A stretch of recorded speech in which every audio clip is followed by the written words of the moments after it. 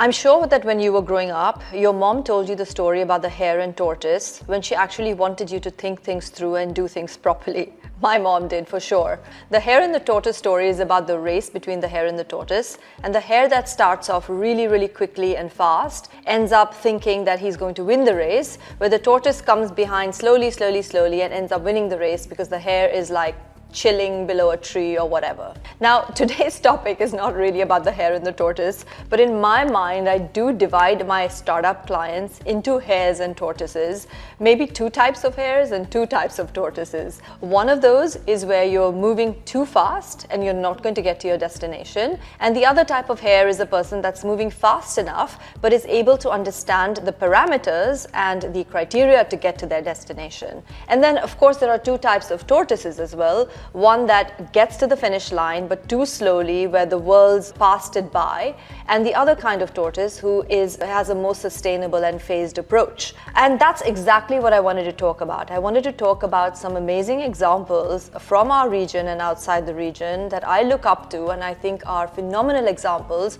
of taking a bit of a phased approach when you are a startup and growing your business. Not everything can be achieved very quickly. Things do take time, and you do need consistency of effort and consistency of approach to be able to achieve those things. One of those examples is Spanx, which was started by Sarah. And Sarah basically started from a garage with very little money, I think like a $5,000 loan from her company, and kind of kept failing. And this was a company that was looking at shapewear, which has now become an amazingly big $1 billion business with Skims and Kim Kardashian and those brands coming into the market. But Sarah was one of the first to come into the shapewear market and finally ended up selling her company for over $1 billion, and now of course is a mentor and obviously a growth coach, etc., for what she achieved. Another one of these is Kitopi. I remember advising a client back when I first started Think in 2018 on Kitopi, and it was in a framework of the Middle East that has a very significant restaurant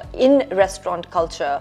So having Kitopi, which is a cloud kitchen, I thought was off the wall and too super innovative. Well, I didn't invest, and what do I know? Kitopi is now a unicorn from the region. And so all I'm saying is that it's fine to move fast and it's fine to do things quickly, but when you mull things over, when you have a consistent plan and a consistent approach to things, you might get the $1 billion that you are searching for.